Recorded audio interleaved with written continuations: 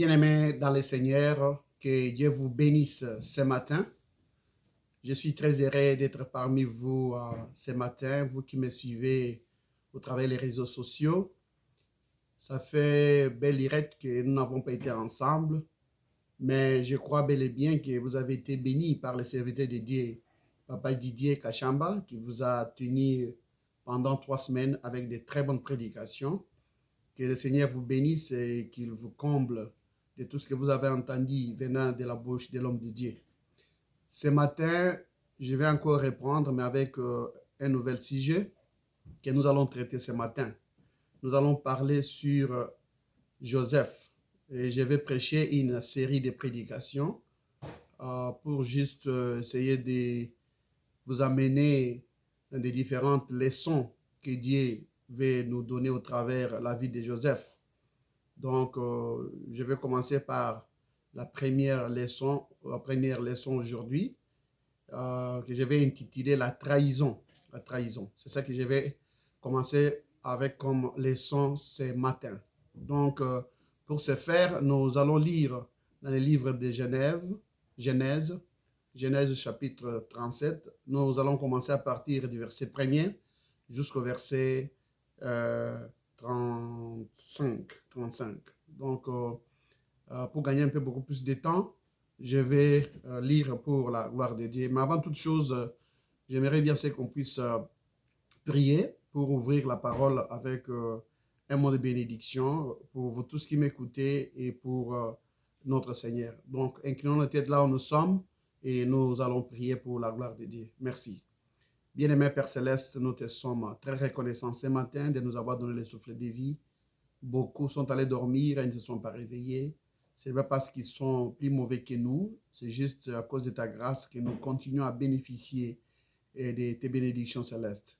Je te demande de bénir cette journée d'aujourd'hui, que ce soit une meilleure journée pour tout le monde qui m'écoute ce soir et que cette journée soit remplie de joie, soit remplie de bénédictions et de grâces. Seigneur, nous allons ouvrir les Écritures pour parler de toi. Seigneur, descends au travers nous pour que tu puisses parler à notre place. Bénis tes enfants qui vont écouter cet après-midi. Et tout ce que nous allons leur prêcher ce soir, que ce soit vraiment quelque chose qui va leur donner la vie. Merci pour les temps que tu nous as accordés sur cette terre des hommes. Merci pour toutes les opportunités que tu nous donnes. Merci aussi, Seigneur, pour ce que tu comptes faire pour nous demain. Nous abandonnons nos vies entre tes bonnes mains. Sois la lumière qui nous éclaire partout où nous allons poser nos pieds et où nous allons marcher. Bénis ceux qui vont écouter ces messages. Au travers le Saint-Esprit, parle plus que ce que je vais dire cet après-midi. Merci pour toutes choses que tu fais et que ce que tu comptes faire demain et ce que tu es en train de faire aujourd'hui. Au nom de Jésus-Christ, nous avons ainsi prié ce matin. Amen. Merci, que Dieu vous bénisse encore une fois de plus. Nous allons ouvrir nos Bibles dans les livres de Genèse, chapitre 37. Je vais commencer avec ma première leçon aujourd'hui. Donc, nous allons lire tous pour la gloire de Dieu. Je vais me servir un peu de mon téléphone pour lire parce que je n'ai pas une Bible en français. La plupart de mes Bibles sont en anglais. Donc, nous allons lire pour la gloire de Dieu. Merci. Genèse, chapitre 37, verset 1er. Je commence pour la gloire de Dieu. Jacob demeura dans les pays de Canaan où avait séjourné son père. Voici la postérité de Jacob âgé de 17 ans. Voici la postérité de Jacob. Joseph, âgé de 17 ans, faisait paître les troupeaux avec ses frères. Cet enfant était auprès des fils de Bilha et des fils de Zilpa, femme de son père. Et Joseph rapportait à leur père leurs mauvais propos. Israël aimait Joseph plus que tous les autres fils parce qu'ils avaient eu dans sa vieillesse. Et il lui fit une tunique de plusieurs couleurs.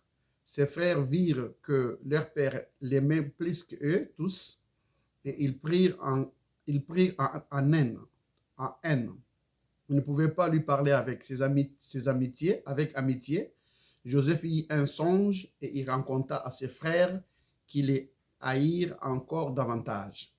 Il leur dit, écoute donc ce songe que j'ai eu.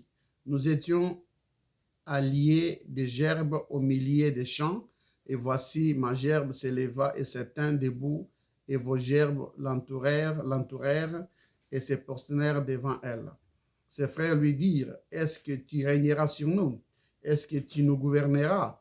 Et ils les haïrent encore davantage, à cause de ses songes et à cause de ses paroles. Il y eut encore un autre songe, il les raconta à ses frères, il dit, j'ai eu un autre songe, et voici, le soleil, la lune et les 11 étoiles se prosternèrent devant moi.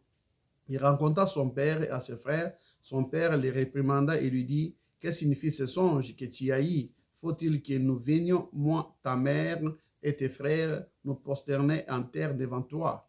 Ses frères eurent de l'envie contre lui, mais son père garda le souvenir de ces choses.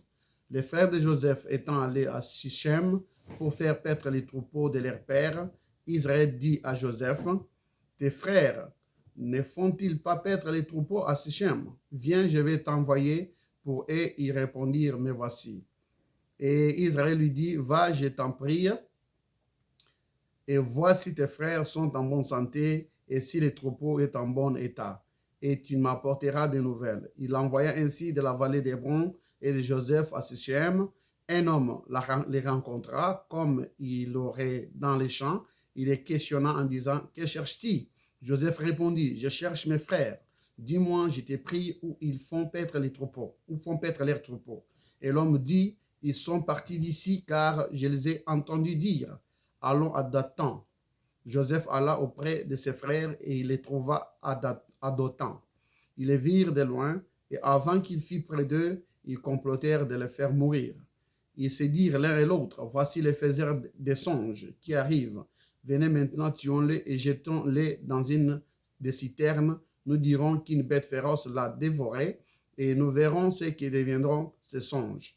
Ruben entendit cela, il leur délivra de leurs mains. Il dit, ne lui ôtons pas la vie.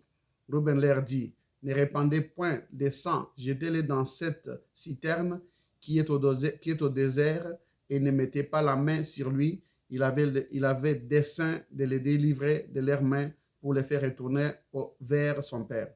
Lorsque Joseph fit arriver auprès de ses frères, ils les dépouillèrent de sa tunique, de la tunique de plusieurs couleurs qu'ils avaient sur lui.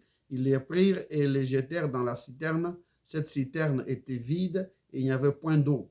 Ils assirent ensuite pour manger. Ayant levé les yeux, ils virent une caravane d'Ismaélites venant de Galade. Leurs chameaux étaient chargés d'aromates, de baumes et de myrrhe. Ils transportaient en Égypte. Alors il dit à ses frères, que gagnerons-nous à tuer notre frère et à cacher son sang? Venons, vendons-les aux Ismaélites et ne mettons pas la main sur lui, car il est notre frère, notre chair. Et ses frères l'écoutèrent. Au passage des marchands madianites, ils tirent et firent monter Joseph hors de la citerne, et ils les vendirent pour 20 cycles d'argent aux Ismaélites qui l'amenèrent en Égypte. Ruben revint à la citerne, et voici Joseph n'était plus dans la citerne. Il déchira ses vêtements, il retourna vers ses frères et dit, l'enfant n'y est plus, et moi, où irai-je? Ils prirent alors la tunique de Joseph, ayant tué un bouc. Ils plongèrent la tunique dans le sang. Ils envoyèrent à leur père la tunique de plusieurs couleurs en lui faisant dire, voici ce que nous avons trouvé, reconnais si c'est la tunique de ton fils ou non. Jacob l'a reconnut et dit, c'est la tunique de mon fils. Une bête féroce l'a dévoré. Joseph a été mis en pièces. Il déchire ses vêtements et il mit à sac sur ses reins et portait longtemps le deuil de son fils. Tous ses fils et toutes ses filles virent pour les consoler, mais il ne voulut recevoir aucune consolation. Il disait, c'est en pleurant que je descendrai vers mon fils au séjour des morts, et il plaira son fils. Et le Seigneur ajoute des bénédictions à la lecture de sa parole. Ce matin, nous allons parler d'un petit sujet, mais avant de commencer toutefois, je voulais quand même m'introduire pour essayer de ramener cette histoire dans son contexte réel. Donc, lorsque nous lisons la Bible, nous constatons quelque chose dans le chapitre 37, que Joseph, déjà à l'âge de 17 ans, il se fit un jeune homme qui avait un sens de responsabilité, dans le sens qu'à cet âge déjà, Joseph participait à la stabilité des survies de leur famille. Donc, dès son jeune âge, Joseph aimait déjà travailler. Joseph avait déjà un sens de responsabilité. Et la Bible nous dit qu'il avait aussi quelque chose de particulier en lui. C'est-à-dire qu'il n'aimait pas faire de mauvaises choses. Parce que la Bible dit que Joseph n'aimait pas tout ce qui était mal. Et ceci est confirmé par la Bible quand on lit que Joseph rapportait à son père les mauvaises, disons, comportements, les mauvais comportements de ses frères. Ça veut dire que c'est quelqu'un qui était juste, c'est quelqu'un qui n'aimait pas vraiment faire ce qui est mal. Donc, c'est un homme intègre. Donc, Joseph n'aimait pas de mauvais comportements. C'est pourquoi chaque fois que ses frères faisaient quelque chose de mauvais, lui, il rapportait ça auprès de leur papa. Donc, ici, la Bible ne nous donne pas les détails de ce que ses frères faisaient comme mauvais comportement. Mais nous pouvons penser qu'il s'agissait quand même de quelque chose de mauvais, des actes injustes, malsains, qui ne répondaient pas aux normes de la morale,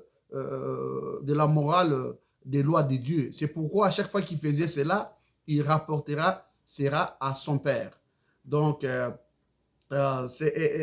ses frères n'étaient pas contents de lui.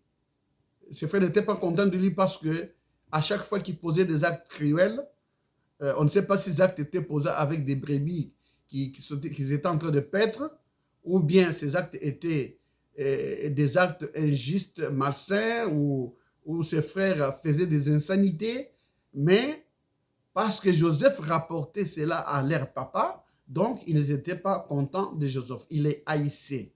Et une autre chose aussi qui distinguait Joseph de ses frères, c'est le fait que son père l'avait cousu une tunique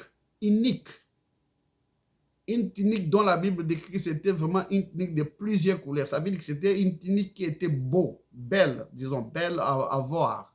Et cela les distinguait de ses frères. Lorsque Joseph portait cette tunique-là les distinguait, n'est-ce pas, de ses frères.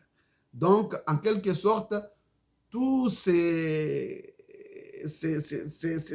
ensemble des comportements de Joseph qui faisait qu'il était un homme intègre, un homme juste, un homme qui avait le sens des responsabilités, un homme qui rapportait le mal que ses frères faisaient auprès de son père, dont les frères de Joseph, là, il les haïssait. Donc, je peux dire en quelque sorte que la Bible ne nous rapporte pas le mal que les frères disaient de Joseph faisaient, mais il nous disait que Joseph, quand même, il prenait ces mal-là et il allait rapporter ça auprès de son père. Donc, Joseph se fit vraiment un type parfait de Jésus-Christ. Un type vraiment parfait de l'image de Christ. Donc, Christ aussi, il était comme Joseph. Il portait aussi une robe, mais pas une robe naturelle, comme nous pouvons le voir. Mais la robe que Christ portait, c'était la robe de la gloire de Dieu qui était en lui. Et c'est ça qui faisait que Christ était une personne tout à fait différente de nous. C'est ça qui les distinguait de tous les enfants de Dieu, parce que lui, il portait vraiment la gloire de Dieu en lui, et cette gloire-là se faisait constater par ce que Jésus faisait. Cette gloire-là se faisait constater par les miracles, par, n'est-ce pas, les prédictions que Jésus faisait, et par son autorité de comment il enseignait la parole de Dieu. C'est ce qui faisait que les gens pouvaient le regarder et constater qu'il était réellement Dieu, qui était manifesté dans la chair. Bon, maintenant, aujourd'hui, nous allons essayer un peu de parler de la trahison. Parce que dans ce livre de Genèse, au chapitre 37, la vie de Joseph nous enseigne plusieurs leçons. Et la première des leçons que je vais enseigner aujourd'hui, c'est la trahison. Parce que Joseph a été trahi. Joseph a été vendu par ses frères. Joseph a été haï, sans raison. Mais avant, n'est-ce pas, que nous puissions entrer dans les détails de notre sujet, j'aimerais d'abord définir c'est quoi la trahison. C'est quoi la trahison? Donc, je vais en quelque sorte parler de la traîtrise. C'est quoi la trahison? C'est quoi la traîtrise? Trahir veut dire prendre quelque chose, prendre une confidence, prendre un secret qui t'a été confié par quelqu'un et les livrer à quelqu'un d'autre. C'est ça que le mot trahir veut dire. Trahison veut dire que prendre une confidence, prendre un secret qui t'a été donné ou confié par quelqu'un et dire cette confidence-là à quelqu'un d'autre. C'est ça que le mot trahison veut dire. Le terme, disons, confier, veut dire donc prendre quelque chose d'une valeur indéniable pour donner cela à quelqu'un d'autre. C'est-à-dire que livrer la personne qui t'a confié les secrets, soit à ses ennemis, ou soit à des gens qui n'aiment pas cette personne-là. Toi, tu vas prendre maintenant cette confidence que cette personne t'a donnée, tu vas aller maintenant donner ça à quelqu'un d'autre. C'est ça que le mot trahison veut dire. C'est-à-dire se montrer infidèle. C'est-à-dire se montrer, disons, déloyal. C'est abandonner quelqu'un dans les mains de ses ennemis. L'exposer, le mettre en péril, le compromettre, le livrer à ses ennemis, à des gens qui les haïssent. C'est ça que le mot trahison veut dire. Donc la trahison a le pouvoir de porter atteinte aux relations sociales, aux relations familiales, aux relations politiques, aux relations privées, même publiques. C'est-à-dire que la trahison a des effets nocifs et dévastateurs et il n'épargne aucun domaine de la vie. Et je voulais vous dire ce matin, cet après-midi, que la plupart des gens qui trahissent, ce sont des gens qui ont des intérêts. Quelqu'un ne peut pas sortir aller trahir s'il n'a pas un intérêt. Donc les gens qui trahissent très souvent, ce sont les gens qui ont des intérêts.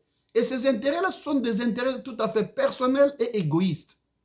Donc la majorité des gens qui trahissent, ce sont des gens qui ont des intérêts personnels, des intérêts égoïstes. Et ils trahissent au nom de leurs intérêts. Ils vont livrer quelqu'un au nom de leurs intérêts. Mais des intérêts égoïstes, c'est-à-dire des intérêts personnels. C'est pourquoi ils trahissent. C'est pourquoi ils livrent leurs amis. C'est pourquoi ils livrent leur société. C'est pourquoi ils livrent même la cause commune. Donc c'est pour des intérêts personnels, des intérêts égoïstes. Maintenant, pourquoi ce matin j'ai intitulé mon message la traîtrise ou la trahison? C'est parce que généralement, un traître, c'est quelqu'un qui abandonne impitoyablement. Écoutez bien, je précise bien mes mots. Un traître, c'est quelqu'un qui abandonne impitoyablement et définitivement la personne ou l'objet qu'il a trahi. Donc, c'est quelqu'un qui est sans pitié. C'est quelqu'un pour des intérêts égoïstes et personnels. Il va livrer ou abandonner soit sa société, soit son ami, soit une cause commune pour des intérêts personnels. Un traître a un seul but dans ses accusations ou dans sa livraison des confidences ou des secrets qui lui ont été confiés. Et ce seul but-là se caractérise très souvent par une trahison à caractère égoïste, comme je le disais tout à l'heure. Et pour cacher maintenant ces intérêts égoïstes-là, qu'est-ce qu'il cherche? Il va chercher à fabriquer des mensonges. Parce qu'on ne peut pas trahir et être découvert qu'on a trahi sans qu'on puisse avoir, n'est-ce pas, des raisons de sa trahison. Parce que quelqu'un qui trahit, c'est quelqu'un qui cherche à se justifier. Et pour se justifier, pour sa trahison, il doit toujours chercher des intérêts, n'est-ce pas, personnels, mais qui sont couverts par des mensonges. Donc, il doit trouver des mensonges et des voies et moyens pour justifier sa trahison. Pour montrer qu'il a raison de livrer les secrets ou de dire ce qu'il a dit là, parce que sans cela, il ne peut pas, disons, se retrouver. Il doit avoir une certaine mensonge bien planifié pour arriver maintenant à couvrir maintenant sa trahison. Donc, les mensonges restent le seul moyen de cacher sa traîtrise. Et comme tout traître, il s'identifie toujours par ces caractères-là impitoyables. Et quand il agit, il n'est pas dans sa conscience. Il ne sent pas ce que la personne qu'il est en train de trahir peut endurer à celui à qui il les livre. Donc, c'est ça les caractéristiques de quelqu'un qui trahit. Maintenant, lorsque nous avons lu dans la Bible, dans le livre de Genèse, tout commence avec Joseph. La Bible nous dit que Joseph se fit un enfant spécial, doué d'un don de visions et de songes, et ayant l'esprit et la présence de Dieu dans son être. Je m'excuse. Il était un type de notre Seigneur Jésus-Christ, né aussi avec un don de discernement spécial. Il pouvait voir les choses à venir. Il avait l'esprit de Dieu en lui et avec lui comme Christ. Donc Joseph représente le type parfait de Jésus-Christ. Donc, ce qui le caractérisait et qui le faisait différent de ses frères, ce n'était pas seulement son sens de responsabilité, ce n'était pas seulement la tunique qu'il portait, mais la Bible dit que Dieu était avec lui et Dieu demeurait en lui. Donc Joseph portait la gloire de Dieu en lui. Donc Jacob et ses enfants, ce fut vraiment une famille bénie. C'était vraiment des gens qui devaient se réjouir. Parce qu'ils avaient dans leur maison quelque chose vraiment de spécial. Quelque chose vraiment de valeureuse.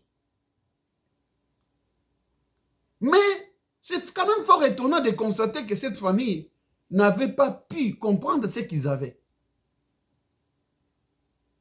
Comme Jésus, dont l'Esprit de Dieu était en lui, dont Dieu était avec lui.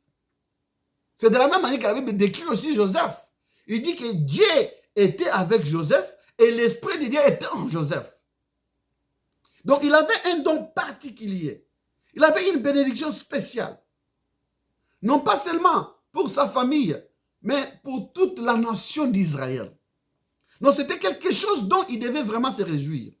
Et vous pouvez un peu vous imaginer, vous avez un enfant dans votre maison qui a l'Esprit de Dieu en lui, qui a la présence de Dieu avec lui, accompagné d'un don de visions et de songes. C'est-à-dire que cet enfant peut aller dormir et voir des choses qui peuvent arriver soit aujourd'hui ou demain. Donc c'est une grande bénédiction.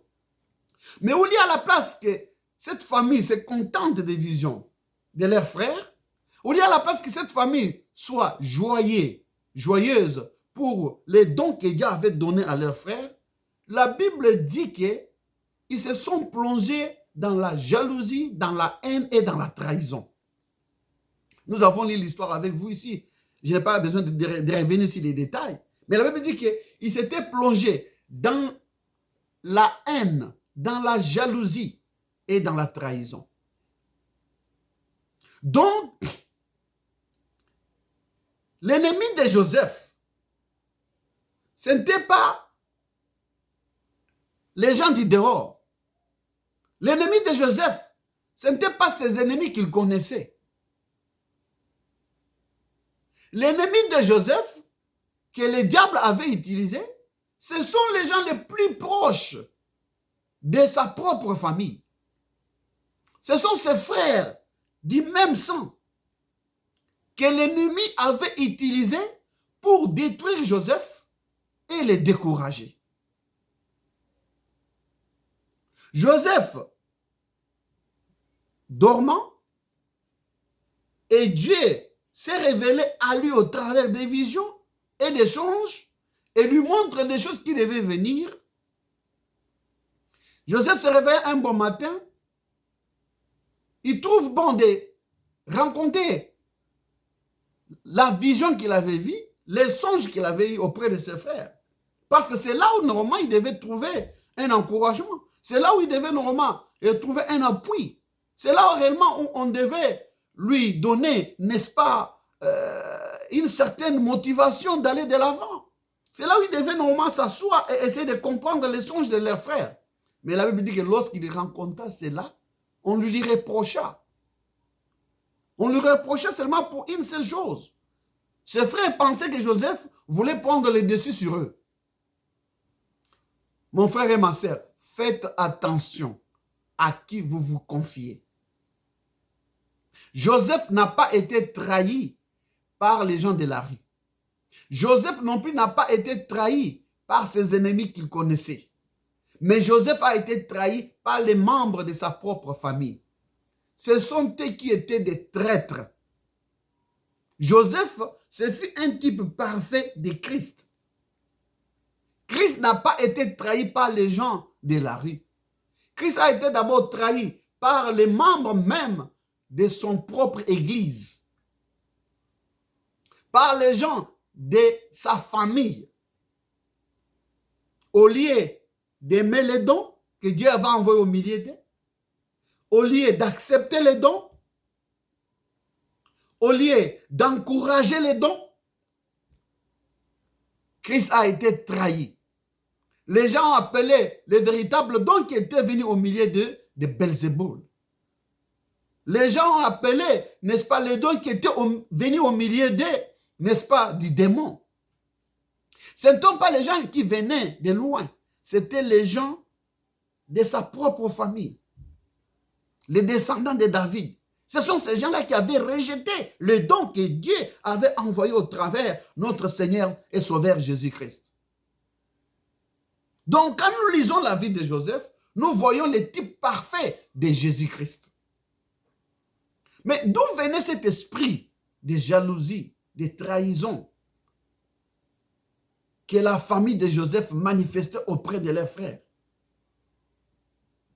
Bien qu'on connaît quand même que c'était une famille spirituelle. C'était une famille qui était assise sur des bases et des principes bibliques. Mais voilà qu'il y avait la jalousie, l'esprit de trahison, n'est-ce pas? L'esprit de haine au milieu d'eux. D'où venait cet esprit?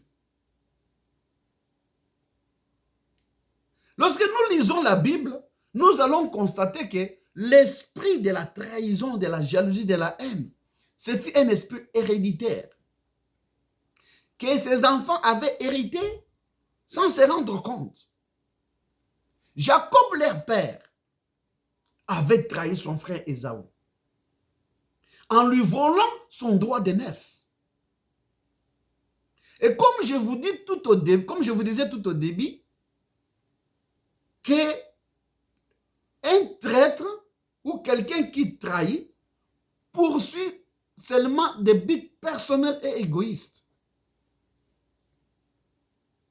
Et lorsque, disons, Jacob avait trahi, c'était dans le but de voler les droits de noces à son frère pour être au-dessus de son frère, pour être supérieur que son frère. Voilà le but pour lequel Jacob avait trahi. Et cet esprit qui était en Jacob a marché pendant des âges jusqu'à atteindre ses enfants. Et cet esprit était là pour détruire les dons que Dieu avait mis dans la famille. Cet esprit était là pour détruire les choses que Dieu voulait faire avec cette famille. Mais les gens ne s'étaient pas rendus compte. Vous voyez? Les gens ne s'étaient pas rendus compte. Mes frères et mes sœurs, je voudrais vous dire quelque chose ce matin. Lorsque Dieu a révélé à Joseph des choses qui devaient arriver au travers des songes et des visions, Dieu n'a jamais dit à Joseph d'aller raconter ça aux gens. Vous voyez? Dieu n'a jamais demandé à Joseph, va raconter ces choses à ton père, à tes frères, et ainsi de suite. Il ne lui a jamais dit ça. Dieu lui a montré ce qui allait arriver. Mais Dieu ne lui a pas demandé d'aller rencontrer ça auprès des gens. C'est bien là l'erreur que beaucoup d'entre nous commettons. Dès que Dieu nous révèle quelque chose, sans s'entendre à lui, nous nous précipitons d'aller, n'est-ce pas, en parler aux autres. Et c'est là où nous nous attirons beaucoup d'ennuis. Lorsque Dieu nous montre certaines choses, avant d'aller les rencontrer auprès d'autres personnes, nous devons nous rassurer premièrement que nous avons la permission de Dieu. Nous devons d'abord premièrement nous rassurer que les gens à qui nous allons rencontrer ces choses, ce sont des gens qui sont animés d'un esprit de Dieu. Nous devons nous rassurer qu'avant de rencontrer ces choses, ces gens, ils ne vont pas nous haïr, ils ne vont pas, n'est-ce pas, nous trahir. Ces gens ne vont pas, donc, nous se moquer de ce que Dieu nous a montré.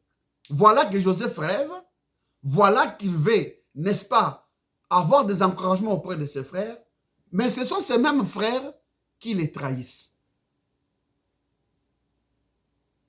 Ce sont ces mêmes frères qui les découragent. Joseph pensait être dans les bons, de partager, n'est-ce pas, ses secrets, ses visions avec ses frères, espérant que ces derniers allaient les soutenir, allaient les épauler, allaient se réjouir de ces merveilles dons que Dieu avait données à la famille.